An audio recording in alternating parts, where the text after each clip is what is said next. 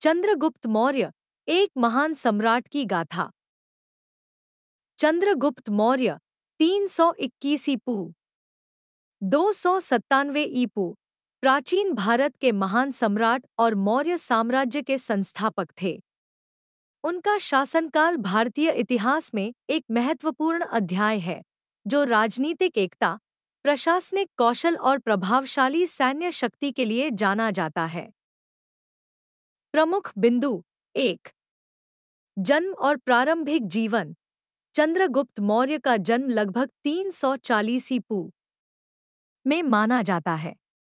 उनके जीवन की प्रारंभिक अवस्था में वे गरीब और संघर्षपूर्ण परिस्थितियों में थे।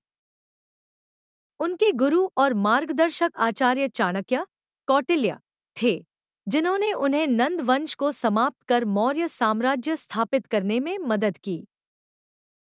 2. मौर्य साम्राज्य की स्थापना।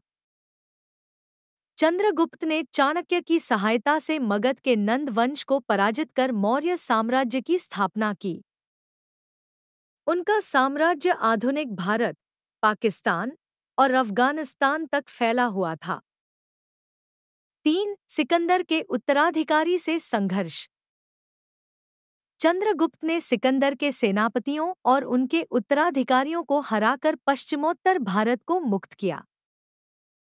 उन्होंने सेल्यूकस निकेटर के साथ एक संधि की, जिसके अंतर्गत चंद्रगुप्त ने बलूचिस्तान, काबुल और हेरात जैसे क्षेत्रों पर अधिकार किया। बदले में उन्होंने सेल्यूकस को 500 हाथी दिए।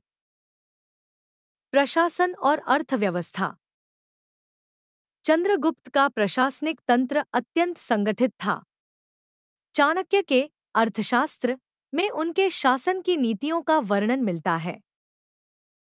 साम्राज्य में कृषि, व्यापार और कर प्रणाली को व्यवस्थित रूप से लागू किया गया। 5. धर्म और जीवन का अंत।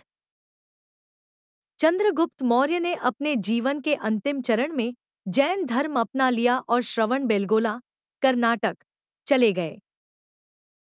माना जाता है कि उन्होंने जैन धर्म के कठोर सिद्धांतों का पालन करते हुए संथारा व्रत के माध्यम से देह त्याग दिया।